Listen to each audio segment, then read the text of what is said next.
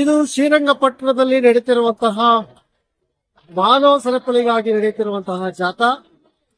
ಮಂಡ್ಯ ನಿಗಿ ನಿಗಿ ಕೊತ ಕೊತ ಮಂಡ್ಯ ಹಾಗಾಗಿದೆ ಹೀಗಾಗಿದೆ ಎಂಬ ಮಾಧ್ಯಮದ ವರದಿಗಳನ್ನು ನೋಡಿರ್ತೀವಿ. ಆದರೆ ಮಂಡ್ಯ ಜನತೆ ನಿಜಕ್ಕೂ ಸೌಹಾರ್ದತೆಯನ್ನು ಬಯಸ್ತಾರೆ.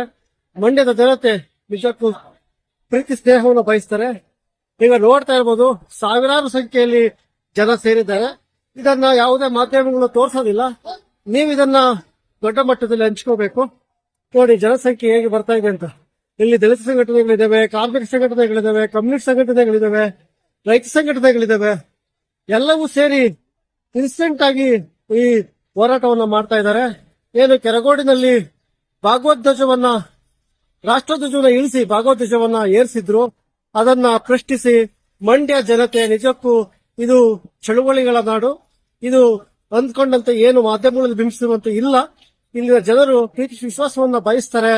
ಇಲ್ಲಿ ಜೆಡಿಎಸ್ ಇವತ್ತ ಸಂಘ ಪರಿವಾರದ ಜೊತೆ ಹೋಗಿ ಸಮುದಾಯವನ್ನ, ಈ ದೇಶವನ್ನ ಹೊಡಿಲಿಕ್ಕೆ, ಮಂಡ್ಯವನ್ನು ಹೊಡಿಲಿಕ್ಕೆ ಹೊರಟಿದೆ ಎಂಬ ಆಕ್ರೋಶವನ್ನ ಇಲ್ಲಿನ ಜನಸಾಮಾನ್ಯರು ವ್ಯಕ್ತಪಡಿಸ್ತಾ ಇದ್ದಾರೆ. ಮತ್ತೆ ಮತ್ತೆ ಮಂಡ್ಯ ಜನತೆಯನ್ನ ದೇಶದ್ರೋಹಿಗಳಿಂದ ಬಿಂಬಿಸುವ ನಿಟ್ಟಿನಲ್ಲಿ ಆಗುತ್ತಿರುವಂತಹ ಪ್ರಯತ್ನಗಳನ್ನ ಖಂಡಿಸುವುದನ್ನು ನಾವು ಇಲ್ಲಿ ಕಾಣ್ತಾ ಇದ್ದೀವಿ. ಉರಿಗೋಡ ನಂಜೇಗೌಡ ಎಂಬ ನಕಲಿ ಕಥೆಗಳನ್ನು ಸೃಷ್ಟಿಸಿ ಮಂಡ್ಯ ಜನರನ್ನ ದೇಶದ್ರೋಹಿಗಳೆಂಬ ಬಿಂಬಿಸುವ ಪ್ರಯತ್ನ ಆಗಿತ್ತು. ಈಗ ಭಗವಧ್ವಜವನ್ನ ಏರಿಸಿ ರಾಷ್ಟ್ರಧ್ವಜವನ್ನ ಇಳಿಸಿದರೆ ಎಂಬ ಅಪಖ್ಯಾತಿಯನ್ನ ಮಂಡ್ಯ ಜನತೆಗೆ ಅಪಖ್ಯಾತಿಯನ್ನು ತರಲಾಗ್ತಿದೆ. ಇದನ್ನ ಮಂಡ್ಯ ಜನತೆ ಸಹಿಸಿಕೊಳ್ಳಲ್ಲ ಎಂಬ ಸಂದೇಶವನ್ನ ಈ ಶಾಂತಿಯುತವಾದಂತಹ ಮೆರವಣಿಗೆ ಮೂಲಕ, ಶಾಂತಿಯುತವಾದಂತಹ ಜಾಥಾದ ಮೂಲಕ, ಶಾಂತಿಯುತವಾದಂತಹ ಮಾನವ ಸರಪಳಿಯನ್ನು ನಿರ್ಮಿಸುವ ಮೂಲಕ ಶಾಂತಿಯುತವಾದ ಸಂದೇಶವನ್ನ, ಸೌಹಾರ್ದದ ಸಂದೇಶವನ್ನ ಮಂಡ್ಯ ಜನತೆ ಕೊಡಲು ಹೊರಟಿದ್ದಾರೆ. ನೀವು ನೋಡ್ತಾ ಇರಬಹುದು, ಇದು ಮಂಡ್ಯದ ಶ್ರೀರಂಗಪಟ್ಟಣದಲ್ಲಿ ನಡೆಯುತ್ತಿರುವಂತಹ ಹೋರಾಟ. ಸಾವಿರಾರು ಜನ, ಏನು ನಿನ್ನೆ ಹೊರಗಡೆಯಿಂದ ಬಂದಂತಹ ಜನರು ದೊಡ್ಡ ಮಟ್ಟದಲ್ಲಿ ಪ್ರತಿಭಟನೆ ಮಾಡ್ತಿದ್ದಾರೆ ಅಂತ ಬಿಂಬಿಸಲಾಗಿತ್ತು. ಕೆರೆಗೋಡಿನಿಂದ ಮಂಡ್ಯದವರೆಗೆ ಪಾದಯಾತ್ರೆ ಮಾಡಿದ್ದಾರೆ ಎಂದು ದೊಡ್ಡ ಪ್ರಚಾರ ಮಾಡಲಾಯಿತು. ಆದ್ರೆ ಇಲ್ಲಿನ ಜನರು ಮಂಡ್ಯದ ವಿವಿಧ ಭಾಗಗಳಿಂದ ಬಂದು, ಮಂಡ್ಯದ ನೆಲ ನೀವು ಅಂದುಕೊಂಡಂತೆ ಇಲ್ಲ, ಮಂಡ್ಯದ ಜನ ಪ್ರೀತಿ ವಿಶ್ವಾಸವನ್ನು ಬಯಸ್ತಾರೆ, ನೀವು ಕೆಟ್ಟದಾಗಿ ಬಿಂಬಿಸಬೇಡಿ ಎಂಬ ಸಂದೇಶವನ್ನ ನೋಡಿ ಘೋಷಣೆಗಳನ್ನು ಕೂಗ್ತಾ ಇದ್ದಾರೆ.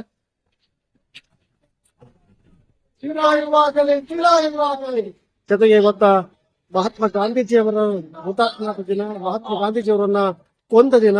ಈ ಕೊಂದ ದಿನದ ಪ್ರಯುಕ್ತವೂ ಕೂಡ ಸೌಹಾರ್ದತೆಯನ್ನ ಅಥವಾ ಗಾಂಧೀಜಿಯವರ ಹುತಾತ್ಮರಾದ ನೆನಪಿನಲ್ಲಿ ಈ ದೇಶದಲ್ಲಿ ಮೊಟ್ಟ ಮೊದಲ ಭಯೋತ್ಪಾದನೆ ಕೃತ್ಯ ನಡೀತು, ಅದನ್ನ ಖಂಡಿಸುವ ಪ್ರಯತ್ನವನ್ನು ಕೂಡ ಈ ಹೋರಾಟ ಮಾಡ್ತಾ ಇದ್ದಾರೆ, ಈ ಹೋರಾಟಗಾರರು ಮಾಡ್ತಾ ಇದ್ದಾರೆ.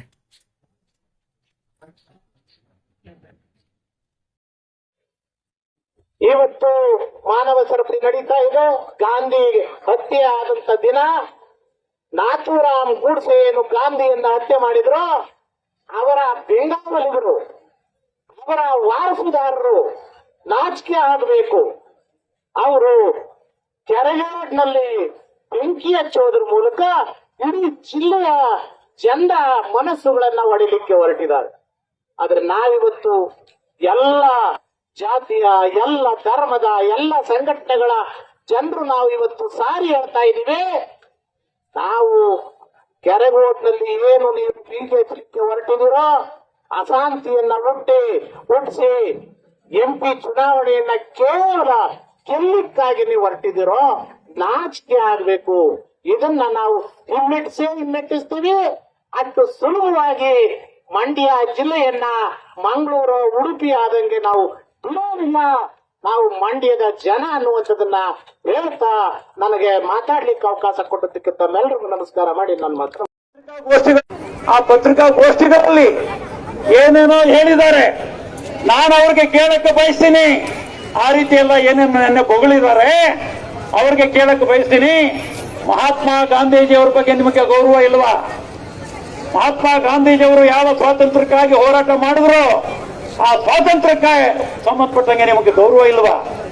ಯಾವ ಸಂವಿಧಾನವನ್ನ ಅಂಬೇಡ್ಕರ್ ಅವರು ಬರೆದ್ರು, ಜಾತ್ಯತೀತ ಸಂವಿಧಾನ, ಎಲ್ಲ ಧರ್ಮಗಳು ಸಮಾನ, ಎಲ್ಲ ಧರ್ಮಗಳ ಜನರು ಸೌಹಾರ್ದದಿಂದ ಬದುಕಬೇಕು ಅಂತೇಳಿ ಸಂವಿಧಾನ ಬರೆದ್ರು. ಆ ಡಾಕ್ಟರ್ ಅಂಬೇಡ್ಕರ್ ಬಾಬಾ ಸಾಹೇಬರ ಬಗ್ಗೆ ಗೌರವ ಇಲ್ವಾ ನಿಮಗೆ? ಮಹಾತ್ಮ ಗಾಂಧೀಜಿ ಬಗ್ಗೆ ಗೌರವ ಇಲ್ದೇನೆ, ಬಾಬಾ ಸಾಹೇಬರ ಬಗ್ಗೆ ಗೌರವ ಇಲ್ದೇನೆ ನೆನ್ನೆ ಏನೇನೋ ಹೊಗಳಿ ಹೋಗಿದ್ದೀರಲ್ಲ. ಮಂಡ್ಯ ಜಿಲ್ಲೆಯನ್ನ ಏನ್ ಮಾಡ್ಬೇಕಂತೀರಿ ನೀವು? ಇಲ್ಲಿಯವರೆಗೆ ಮಂಡ್ಯ ಜಿಲ್ಲೆ ಸೌಹಾರ್ದದ ನೆಲೆ. ಮಂಟೆ ಸ್ವಾಮಿಯವರು ನಿಮಗೆ ಎಲ್ಲರಿಗೂ ಕೂಡ ಗೊತ್ತಿದೆ. ಆ ದರೆಗೆ ದೊಡ್ಡವರಾದಂತ ಮಂಟೆ ಸ್ವಾಮಿಯವರು ಬಸವಣ್ಣನ ಕೂಡಲ ಸಂಘ ಇದಕ್ಕೋಗಿ ಕಲ್ಯಾಣಕ್ಕೆ ಹೋಗಿ ವಾಪಸ್ ಬರುವಾಗ ಒಬ್ಬ ಮುಸ್ಲಿಂ ಸಂತ, ಮುಸ್ಲಿಂ ಸಾಧುವನ್ನ ಜೊತೆಲಿ ಕರ್ಕೊಂಡು ಬರ್ತಾರೆ. ಜೊತೆಲಿ ಕರ್ಕೊಂಡು ಬಂದು ಆ ಮುಸ್ಲಿಂ ಸಾಧು ಇವತ್ತು ಶಿವನ ಸಮುದ್ರದಲ್ಲಿ ಅವರ ದರ್ಗಾ ಇದೆ. ಹಾಗೆ ನಮ್ಮ ರಾಜ್ಯದ ಒಳಗಡೆ ಸಾವಿರಾರು ವರ್ಷದಿಂದ ಈ ಸೌಹಾರ್ದದ ಪರಂಪರೆ ಹಿಂದೂ ಮತ್ತೆ ಮುಸ್ಲಿಮರ ನಡುವೆ ಇದೆ. ಒಂದು ಸಣ್ಣ ಉದಾಹರಣೆ ಕೊಡ್ತೀನಿ ನಾನು ನಿಮಗೆ. ಬೆಂಗಳೂರಿನಲ್ಲಿ ಒಂದು ದರ್ಗಾ ಇದೆ. ಬೆಂಗಳೂರಿನಲ್ಲಿ ಕರ್ಗಾನೂ ನಡೆಯುತ್ತೆ. ಆ ಕರ್ಗಾ, ಆ ತವಕ್ಕಲ್ ದರ್ಗಾ ಅಂತೇಳಿ ಆ ದರ್ಗಾದ ಮುಂದೆ ಬಂದು ಆ ದರ್ಗಾಕ್ಕೆ ಪೂಜೆ ಸಲ್ಲಿಸಿದ ಮೇಲೆ ಆಮೇಲೆ ಕರ್ಗಾ ಶುರುವಾಗುತ್ತೆ. ಕರ್ಗಾ ಮತ್ತು ದರ್ಗಾ ಎರಡೂ ಕೂಡ ಒಂದೇ ಅಂತ ಹೇಳಿ ಲಕ್ಷಾಂತರ ಜನ ಬೆಂಗಳೂರಿನಲ್ಲಿ ಸೇರಿ ಗೌರವಿಸ್ತಾನೆ. ಮತ್ತೆ ಇನ್ನೊಂದು ಉದಾಹರಣೆ, ಒಬ್ಬನ ಗುಡಿ ಇದೆ, ಒಬ್ಬನಿಗೆ ಗುಡಿ ಇದೆ, ಒಬ್ಬ ಸಂತ. ಮುಸ್ಲಿಮರು ಗುಡಿ ಕಟ್ಟಿದ್ದಾರೆ, ಆದ್ರೆ ಹಿಂದೂಗಳು ಗುಡಿ ಕಟ್ಟಿದ್ದಾರೆ, ಮುಸ್ಲಿಮರು ದರ್ಗಾ ಕಟ್ಟಿದ್ದಾರೆ. ಒಬ್ಬನೇ ಮನುಷ್ಯ ಅಂದ್ರೆ ಅವನು ಹಿಂದೂಗಳಿಗೂ ಕೂಡ ಗೌರವ, ಮುಸ್ಲಿಮರಿಗೂ ಗೌರವ. ಆ ರೀತಿಯ ನಾಡಿನಲ್ಲಿ ನಾವಿದ್ದೀವಿ. ಆ ರೀತಿಯ ಉದಾಹರಣೆಗಳು ನಾನು 100 ಉದಾಹರಣೆ ಕೊಡ್ತೀನಿ. ಕರ್ನಾಟಕದ ಬೇರೆ ಬೇರೆ ಕಡೆ ಹೆಂಗೆಲ್ಲಾನು ಕೂಡ ಒಟ್ಟಿಗೆ ಬಾಡಿ ಬದುಕಿದ್ದಾರೆ ಅಂತ. ಮೊಹರಂ ಮಾಡೋರು ಯಾರ್ರಿ? ಎಷ್ಟೋ ಊರುಗಳಲ್ಲಿ ಮುಸ್ಲಿಮರೇ ಇಲ್ಲ, ಆದ್ರೂ ಮೊಹರಂ ನಡೀತದೆ. ಮೊಹರಂನಲ್ಲಿ ಕುಣಿಯೋದು ಹಿಂದೂಗಳು, ಪೂಜೆ ಮಾಡಿಸೋದು ಹಿಂದೂಗಳು, ಬೇಡ್ಕೊಳ್ಳೋದು ಹಿಂದೂಗಳು. ಇಂತಹ ಸಂಸ್ಕೃತಿ ಇರುವಂತಹ ನಾಡಿದು. ಇದನ್ನು ಹೊಡಿಬೇಡ್ರಿ. ನಾವೆಲ್ಲರೂ ಒಂದೇ ಜನ, ನಾವೆಲ್ಲರೂ ಒಂದೇ ಜಾತಿ, ಒಂದೇ ಮತ, ಒಂದೇ ಕುಲ. ನಾವು ಮನುಜರ ನಡುವಿನ ಅಟ್ಟ ಗೋಡೆಗಳನ್ನು ಕೆಳಹುವೆವು. ನಾವು ನವವಿಧರು, ನಾವು ಮನುಷ್ಯರು.